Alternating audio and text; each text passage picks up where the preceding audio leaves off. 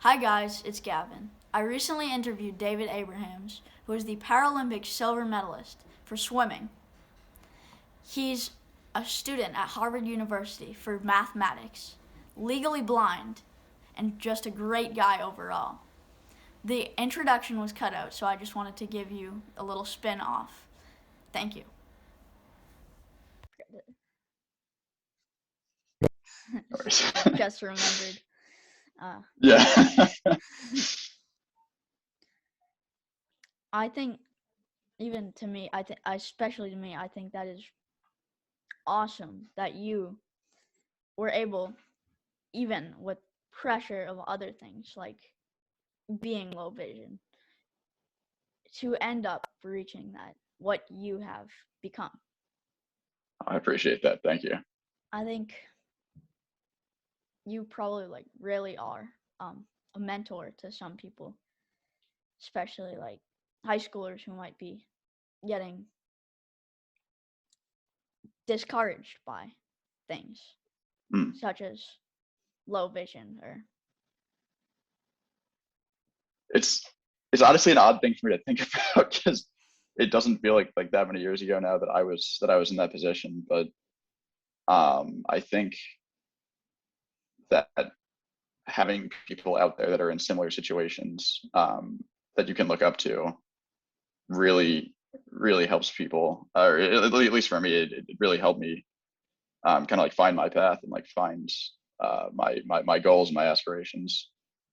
But it is definitely weird for me to think about myself in that position. what were the Olympics like this year? Was it harder, do you think, this year was with COVID? I think based on kind of the research before the games I did about what the village was going to be like and what the experience was going to be like, I think that it was easier in some ways and more difficult in others. For instance, I think it was easier in the sense that you probably had like less distractions kind of like flying at you because we weren't permitted to really like interact with the athletes from other countries to the same extent. We weren't really allowed to go. So say that there was like a park in the village we weren't allowed to go to because of COVID and all that kind of stuff. So there were definitely um, less distractions overall. But it was also a little bit more difficult because kind of with, for instance, the regulation that we weren't really allowed to interact with folks from other countries. It's also like there's an aspect of like human isolation that comes with that is kind of challenging socially and challenging mentally. So I think definitely there was maybe a bit more stress leading into it just because you couldn't really find that human connection with the other athletes that were there and form friendships that would last a lifetime. So I've heard it happened in other games even from just passing interactions. But overall, it was just like, despite those differences from previous games, maybe it was still just an unbelievable setting, unbelievable atmosphere.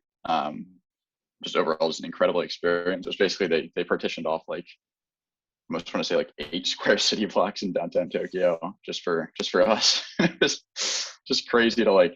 They had these like little self-driving buses they would just take around, and you could like tour in them. It was just like it took you like I think 20-30 minutes to get around the whole perimeter, which was wild. What did you feel like after you placed, after you actually raced and got your results? Yeah, so I'm kind of smiling because I have a funny story that goes along with that. Is that I I didn't know how I did until after I'd gotten out of like the pool area because so the way it was all set up, it was kind of hard to see. I think from the broadcast they were doing, but it was basically there was a pool, and then on the right side of the pool there was just like a media station where there was just like tables and tables of different networks like NBC, um, like just a lot of like just different newscasters, and so I had to do an interview with NBC after my race, and they were like, oh, like congratulations, like all that stuff, and I I was just like, oh, thank you, not knowing how I did because I couldn't see the board after I finished the race. So um, I was just like, oh, thank you so much. And then we had a host that would walk us back through the pool to help us get back to our station. And I just turned to the host and I was like, how did I do? At that point, he said like, oh, like congratulations, like you got second. And yeah, it was just like just a rush of like just pure like joy and all that, just knowing that like obviously my whole family, all my friends were watching that kind of stuff, and to be able to do that with everybody that was close to me watching it was just like unbelievable. And then obviously the whole team was very the whole US team was very close by that point, so there was a lot of congratulations going around and all that. And then getting home as well was just great because I got to see just a bunch of people that I hadn't seen for a very long time, and everybody was very, very happy for me. So it was just a great experience coming back and just celebrating that accomplishment with everybody. I can imagine like so much stress being relieved after you got those results. Oh my goodness, yeah, I felt like there was like an elephant just like taken off my shoulders at that point. Yeah, it was definitely because it was 6 or 7 months of build up, both like in my mind and in the training that I was doing. So by the time that the day got there, just didn't like I woke up at like I think the bus left at like 6, so I had to wake up at like 5 so I could eat breakfast, and then I was just like the entire day just felt like a dream. Like I honestly can't remember a lot about it other than the race itself. But then afterwards, yeah, I think I just went back to the cafeteria and had like 6 ice cream bars or something like that. Then yeah. It must have been insane, like not knowing how you did and knowing that you're in front of millions of people, and then all of a sudden Oh realizing my gosh. you did that good. Yeah. So apparently they had like little lights on the sides of the blocks that would if you got first there would be one light that lit up, second would be 2, and so on. I didn't see them, so I wasn't sure what they were talking about. But yeah, like coming to that realization, like because they like pan the cameras on you after the race just to, like get your reaction. I remember watching the video after the fact, and I was just like sitting there like nodding my head or something. Like the most underwhelming reaction probably, just because I had no idea. But yeah, it was pretty funny. I can imagine the people watching like confused. You just got second and you just just sitting there, nothing going on here. Yeah. Would you say overall, like how good of it was it of an experience? It was, I would say in my mind, the word that I keep relating with it is unforgettable, because the whole experience, there were ups and there were downs for sure. But like that's just kind of the that's just kind of how life is. It's just like there's ups and there's downs and everywhere in between. But the fact that I had the opportunity to do everything that I did, that not many people uh, are lucky enough to perform at. To me, that was like the most special thing in the world, and it was overall it was a very like an incredibly positive experience. But I would almost associate just like like just like the phrase unforgettable with it, just again because like it was just so profound and like unexpected. um I had no idea what to expect, but it ended up being a lot of fun. How long did they have you actually in Tokyo? So we were originally supposed to fly in on the 14th of August, and then leave on, I believe the rest of the team left on September 4th. So that's 31, 17, 21 days, so 3 weeks. Unfortunately, I cut that a couple days short on both ends.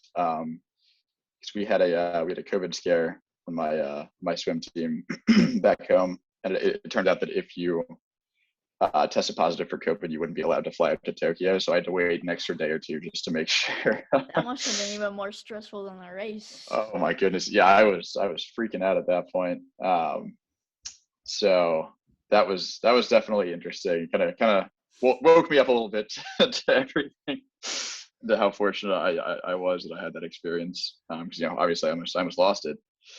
And then on the tail end of the meet, I actually had to fly out 3 days early for my oldest brother was getting married that day, so I flew back to Richmond in the States and celebrated that with everybody. A lot of big events building up. Oh yeah, big day in the Abrams family. Definitely. I can imagine how proud and happy other people around you would be for you. Oh man, it was funny. So everybody in my family was there just because it was a huge wedding. It was just after the pandemic was kind of winding down a little bit, so everybody showed up. So I was getting obviously a lot of hugs from everybody in the family, and then everybody on the bride side of the family obviously knew me as the brother that just got back from the games. So I had folks like ask me to take pictures for that kind of stuff. And I distinctly remember one interaction where a mother asked me if I could like take a picture with her son. I said, "Oh, of course." And then she was like, "Oh, like we've never met anybody famous before." I was just like, I don't know. I don't know if I'd call myself that, but it's definitely. I just thought that really stuck out in my mind. So it's just really like warm and like positive energy coming out from every direction that day. It must have felt so awesome after you got back into the States. Yeah, it was incredible because I was lucky enough to, so I stayed obviously in Richmond for a couple of days for the wedding, and then flew right back to school in Boston. And just my whole team was just like going crazy for me when I got back. It's like they were all watching the day that it happened. So it's just great to get that kind of reception, and also just I will say the time zone shift was definitely pretty brutal. That was the one thing that was not so nice about flying back. So I think it was like a 20. No, it was coming back. I think I was in the plane or in an airport for 16-ish hours. And obviously I was 12 hours behind on my sleep at that point. So it was like midnight when I thought it was noon. It's definitely weird adjusting back to that, especially waking up and being a groomsman the next day for a wedding. I want to congratulate you on like what you accomplished, and especially going to your brother's wedding the day after. You're really committed to doing these hard things. Oh, I really appreciate that. Thank you for saying that. Yeah, it was. My parents kept being like, "Are you sure? Like it's it's." So we had scheduled the wedding after, or sorry, he had scheduled the wedding after he knew the date that I was going to be flying back, and he was just like, "Are you sure you're fine with this?" And I was just like, I mean, obviously I have a obligation to my brother to be there, so I had to say yes. So What was your eye thing? Was there? So I have something called Stargardt disease. And it's essentially it's the long-winded way of saying it. It's the juvenile manifestation of macular degeneration, which is a disease that's prevalent in a lot of people over the age of 40, that essentially results in central vision loss. So, the short way of saying it is I have a big blind spot in the center of my eye. Sounds a little bit less scientific. So, but so that started developing around, I want to say when I was probably around 10 or 11, maybe 12. Um, uh, so yeah, it was essentially just, it kind of got worse from when I was around 12 to when I was around 16 or 17. And it was a big like increase in the area of the blind spot. Um, and then lately, and hopefully for the rest of the time, um, or the rest of my life, it kind of slowed. The growth of the blind spot kind of slows. So that's it's the whole kind of explanation I've come up with over the years. That it's very interesting because you had good vision before, correct? Yes. So you were able to notice the changing of your vision throughout the years. That must have been harder, especially with you doing these other things. That must have discouraged you, but it's a good thing you did get off your track because. Thank you. Yeah, it's funny. It was definitely, I remember it being pretty scary when I was kind of in the early couple of years, but I pretty quickly accepted that kind of this is the track my life is taking, so I might as well make the most of it. And I do actually remember the first time I noticed it was I think me and my family were like out in the we were camping and like we were looking up at the stars. I just remember I looked right at a star and I couldn't see it, and I was like, oh, that's weird. Um, so that was kind of the first time I noticed it, and then we went to see the doctor about it, and that's when I got my diagnosis. So definitely, yeah, it was very sudden. I remember, but nothing that couldn't be managed. I thought that was very interesting because I actually have something similar, Mm. except my blind spot's not bad. It's off to the side. I can't really notice it. Oh, interesting. It's called juvenile X-linked retinoschisis. So I basically have bubbles in my retina. Mm. So. So what are the kinds of things you find difficult to do as opposed to someone who may be more fully sighted? Things like sometimes I can't write as neatly, or I'll have to lean into pretty far in to read a book, or typing on a keypad. Interesting. Yeah, it's funny because now actually I have somebody kind of convey like this too, because I'm interested. Um, when I think it's funny because like whenever someone asks me like, oh, like what does the blind spot in your eye look like they're always like, oh, is it like black or is it just kind of like blurry? It's like, no, it just like isn't there. Which I always thought that's like something I only people with like our types of conditions I think understand. So I always thought that was kind of a interesting little tidbit. Yeah.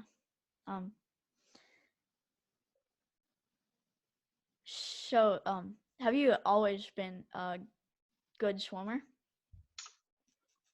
So I like to think so. Yeah, but my coach just told me otherwise. So I started swimming around the age of like 5 or 6, I want to say.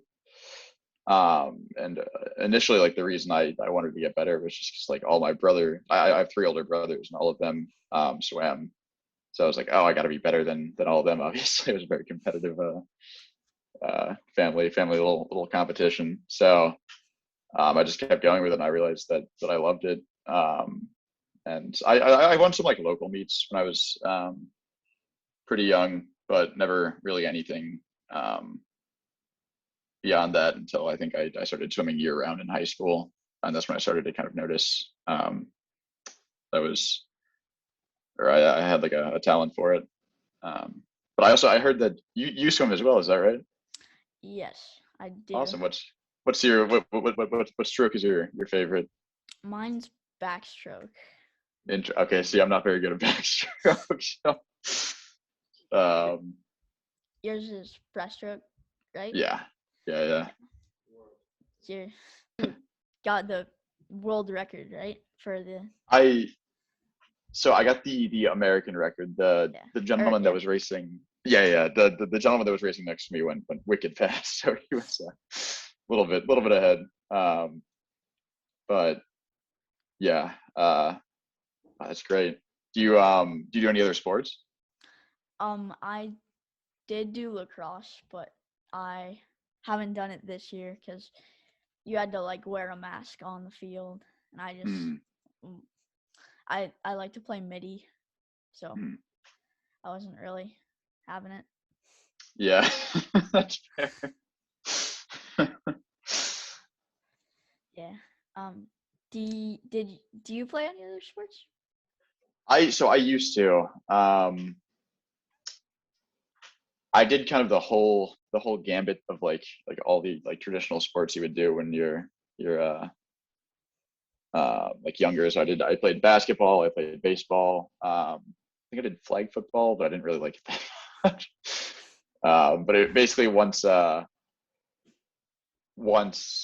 vision started getting pretty bad, and I found it more difficult to kind of like for instance in baseball, like see the pitch coming. That's when I kind of started to reevaluate, and I realized that swimming was probably my favorite of the sports that I did, and it was also probably the easiest to continue with.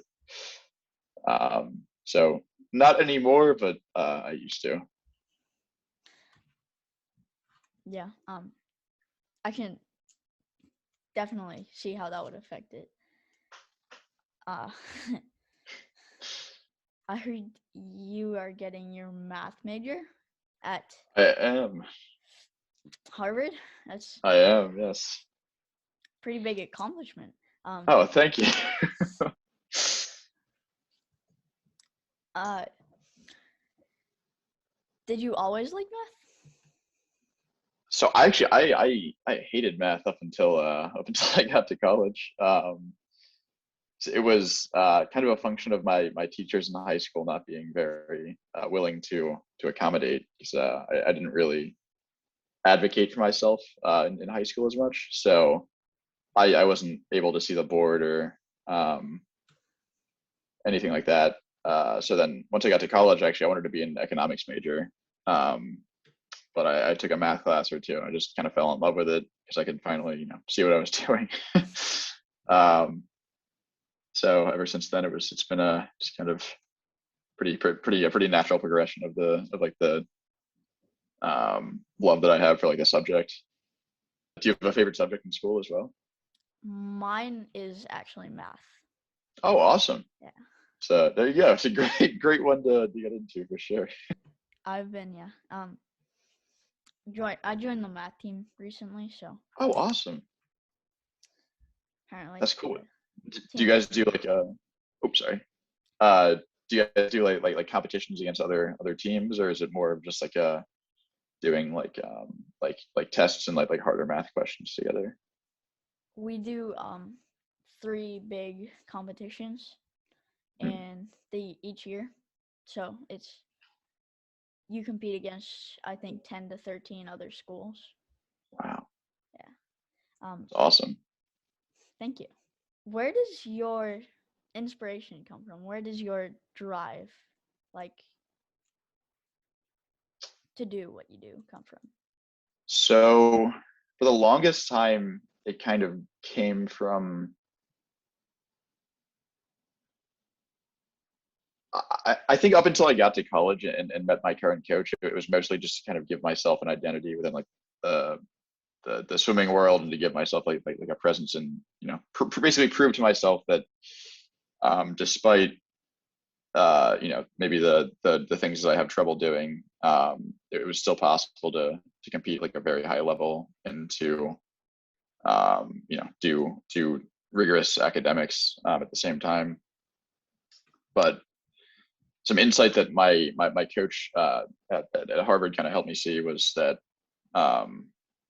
maybe it would be better to like inspire others to do the like very similar things, because that like I would say since I got to college, it's been kind of my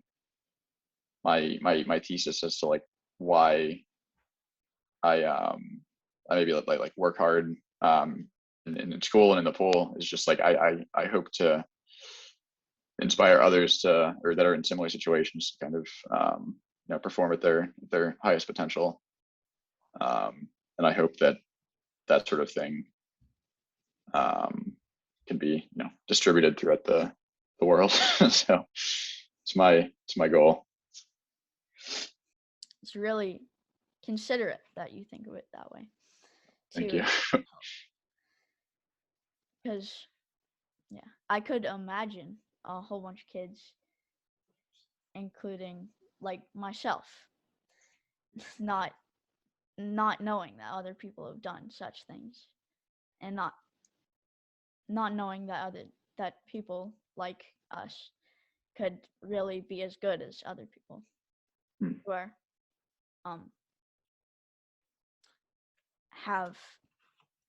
don't have some things. That's humbling to know that hopefully I've inspired you. So thank you for saying that. That's tremendous to hear. Yeah, I honestly, I just remember when I was growing up, I had like a couple of like people that I looked up to that were doing great things, like in school and in athletics and all that, for be it the Paralympics or whatever else, that really just helped me drive and like show me that it was possible to achieve like the greatest level of accomplishment, even despite what you're going through, and despite what other people say about your situation and what you're kind of capable of doing. I imagine your coach was very proud after you came back. Yeah. I had the opportunity to talk to them on a daily basis while I was over there, and that's something they told me every day. They're just like, no matter how you do or like how you perform, as long as like one, you're having fun, and two, like you're trying your hardest, obviously, like we're gonna be proud of you no matter what. And so when I told them what had happened, or they saw they saw it on the TV, but when they found out, I got a big praise from both of them. So it's great. And I was actually fortunate enough to be in the position where I could give an award to one of my coaches, because I actually didn't know this going in, but after any athlete who achieves an Olympic or a podium performance at the Olympics or Paralympics is actually granted like an award that they can give to a coach of their choosing. So I was lucky enough to be able to give that to one of my coaches, who I thought like really helped me, and hopefully that'll in turn help her with her career and all that. So do you have any like other activities that you like to do outside of swimming now, like trying to do something like archery or something? So I do. I think it's very important for success, like in any field, to have kind of things to fall back on that are just like relaxing and like kind of like cathartic. So I love to go on like hikes around the Boston area and the New England area. I love camping. Anything to do with a boat or fishing has always just really appealed to me. And then, even though I'm not very good at it, I love to golf as well.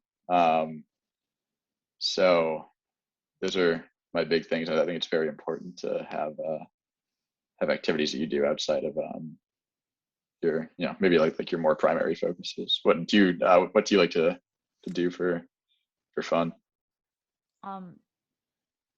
I do like shooting sports. Oh, awesome. So like more like rifle shooting or archery, Yeah, or yeah. wow, that's awesome. That's what I like to do. pretty much that. Yeah. I think it's that's a tremendous accomplishment, especially for someone who has like a visual impairment. It's just an awesome thing to be interested in, to be passionate about. So I have nothing but respect for that. Thank you. Yeah. I can imagine it must be kind of hard with golfing.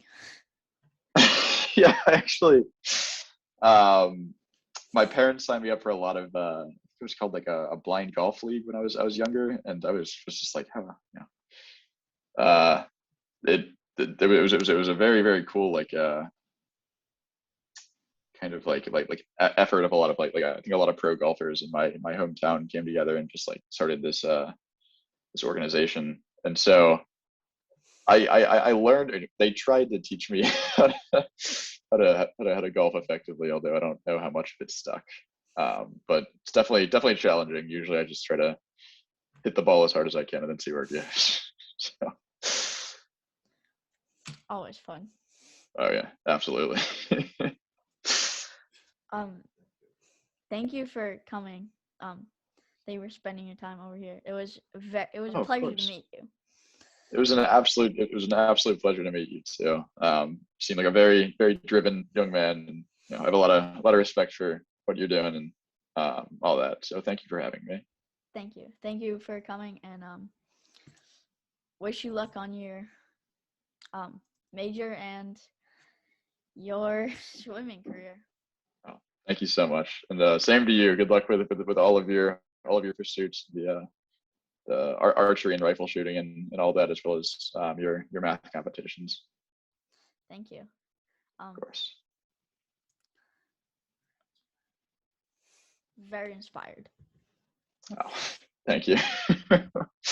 Thank you for saying that. It's always it's very humbling to hear that. So appreciate you saying that. I think that wraps it up. All right.